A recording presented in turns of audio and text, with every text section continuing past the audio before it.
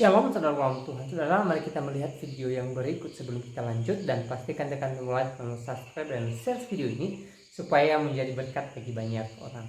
Saya ingin mengerucut pada kesempatan kali ini. Kita ini bicara wawasan kebangsaan. Ada 4 pilar kehidupan berbangsa dan bernegara kita. Persoalan seperti ini akan terus berulang dan tidak akan pernah ada penyelesaian. Padahal kuncinya cuma satu. Gereja itu dipersoalkan karena tidak ada izin. Yang ngasih izin itu siapa menurut PBN? Yang ngasih izin itu adalah bupati wali kota. Ngapain pening-pening, kasih aja izin. Setuju gak kira-kira? Nah, ini ada masalah ini. Masalahnya di mana? Pejabat publik ini ada 3 model setelah saya perhatikan, Pak. Ada pejabat publik, bupati wali kota, ketika muncul persoalan terhadap rumah ibadah, masyarakat agama minoritas, di tengah-tengah masyarakat agama mayoritas, ada yang sigap mampu menyelesaikan persoalan. Saya ambil contoh sederhana, misalnya Bupati Minahasa Tenggara. Ada musola yang ditolak oleh warga. Musola itu kan milik muslim berarti kan? Warga di sana mayoritas beragama Kristen, Protestan. Warga cenderung menolak pendirian musola. Namun bupatinya turun ke lapangan, apa masalahnya? Warga dikumpulkan, diajak rembuk bareng. Kalau kita rembuk pekon namanya, duduk bareng, rembuk bareng. Bupati mengatakan musola ini harus berdiri.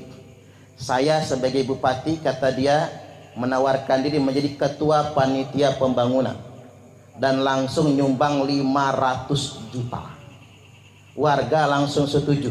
Yang tadinya masjid, lalu yang tadinya musola, lalu ditingkatkan menjadi masjid. Ini kepala daerah yang hebat. Tepuk tangan dulu. Dia menyelesaikan masalah. Jelas betul, Pak. PBM itu mensyaratkan kewenangan izin itu ya ada pada kepala daerah. Ngapain kemudian kepala daerah malah melipir? Ini penting untuk saya ingatkan pada kesempatan kali ini. Yang kedua, ada kecenderungan kepala daerah itu, pejabat daerah ini melipir tadi itu. Melipir, kemudian apatis. Mungkin ini dia sedang bertaruh dengan elektabilitas. Seandainya dia nggak nyumput gitu. Ada nggak sih pejabat kalau urusan ini nyumput? Ada nggak? Ada nggak? Ada. Ini mau kita upload di YouTube ini soalnya biar denger tuh pejabat tuh. Dia malah melipir, dia malah nyumput, nggak tahu apa maksudnya. Seakan-akan dia biarkan masyarakat bergejolak sedemikian rupa. Dia mungkin sedang cari aman demi satu elektabilitas. Saya sih menyarankan pemimpin yang tidak bisa menyelesaikan masalah di masyarakat nggak layak jadi pemimpin. Betul nggak kira-kira? Tepuk tangan lagi. Yang jangan cari aman. Dia baru disebut pemimpin ketika dia bisa menyelesaikan masalah di tengah-tengah rakyatnya. Bukan cari aman. Itulah tugas pemimpin. Nah, yang paling mengkhawatirkan itu Bapak Ibu ketika masuk model pejabat tipe ketiga. Apa pejabat tipe ketiga?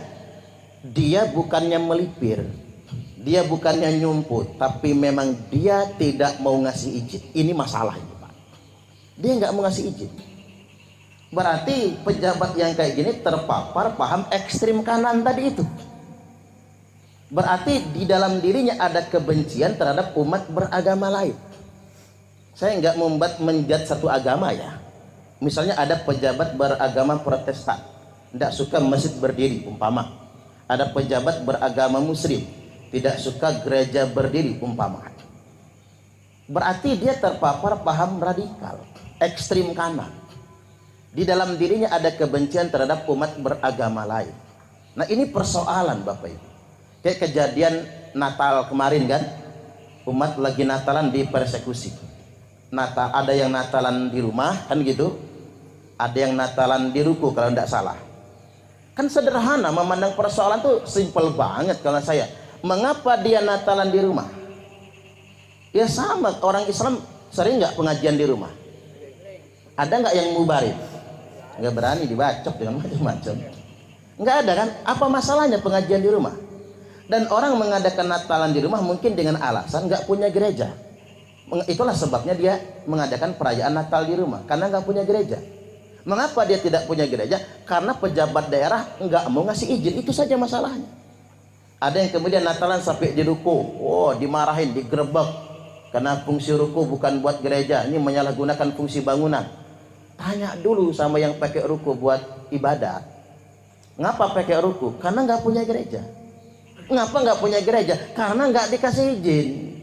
Mestinya kalau dia pejabat yang baik, orang nggak punya gereja, pinjamkan kantor kecamatan. Betul nggak kira-kira?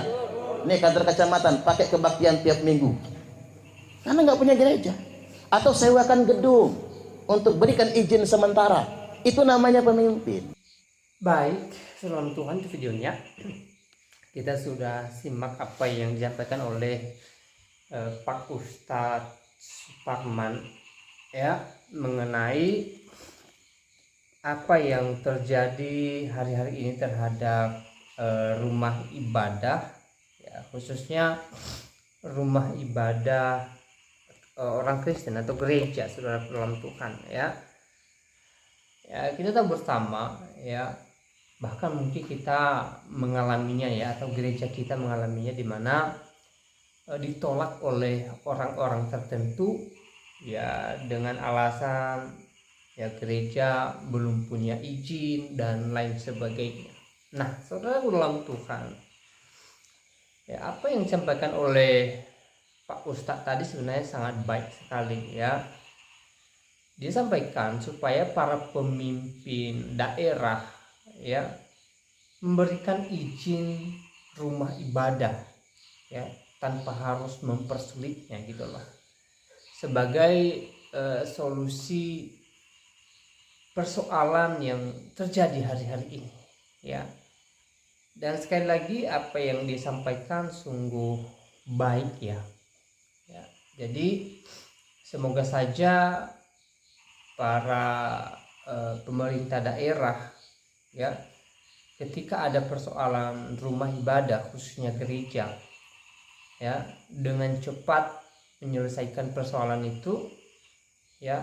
Kalau persoalannya adalah gereja belum punya izin ya, semoga para pemerintah daerah, pimpinan daerah memberikan izin ya. Terkhusus gereja ya mengalami berbagai persoalan hari-hari ini ya, terutama terkait izin gereja. Dan saudara, mendapatkan izin pembangunan gereja tidak mudah, saudara dalam Tuhan ya, sangat sulit sekali, apalagi di daerah-daerah mayoritas non Kristen ya. Mendapatkan izin gereja itu sangat sulit sekali ya. Makanya kadangkala ya ada gereja yang kemudian belum punya izin ya. Sebenarnya bukan orang Kristen tidak mau ngurus izin, tapi kadang-kadang sulit, saudaraku dalam Tuhan ya. Banyak syaratnya, dan kadangkala syaratnya sudah dipenuhi ya, toh juga izinnya susah untuk dikeluarkan ya. Jadi sekali lagi apa yang disampaikan oleh Pak Ustadz tadi ya sangat bijak sekali, dan semoga para pimpinan setiap daerah di Indonesia ini ya menyikapi hal ini sebagai sesuatu hal yang baik, dan semoga di kemudian hari izin pembangunan rumah ibadah itu tidak lagi sulit untuk didapatkan ya. Nah, tugas kita sebagai anak Tuhan ya, kita berdoa supaya para pimpinan setiap daerah ini boleh dipakai Tuhan untuk mempercepat izin-izin daripada pembangunan rumah ibadah ya, terkhusus rumah ibadah orang Kristen atau gereja. Nah, kita percaya lewat doa-doa kita ya, Tuhan menyatakan mujizatnya dan persoalan gereja yang sering kita dengar, bahkan mungkin kita alami hari-hari ini, ya, tidak lagi terjadi di kemudian hari, ya. Dan izin pembangunan gereja boleh cepat didapatkan, ya.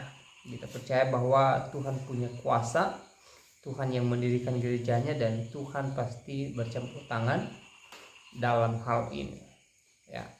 Nah, saudara dalam Tuhan, di kesempatan ini juga saya mau sampaikan beberapa hal buat kita supaya kita tetap semangat. Saya tidak tahu seperti apa keadaan saudara hari-hari ini, tapi apapun yang kita alami, mari kita tetap bersyukur kepada Tuhan, mari kita mengandalkan Tuhan dan percaya bahwa pertolongan Tuhan senantiasa ada bagi kita, dan penyertaan Tuhan tidak pernah terlambat untuk menolong setiap kita yang berharap kepadanya, ya.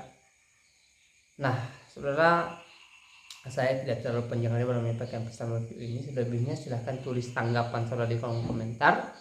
Tuliskan tanggapan yang baik, yang positif, tanggapan yang memuliakan Tuhan dan yang memberkati kita semua. Dan kiranya Tuhan Yesus memberkati kita semua. Shalom.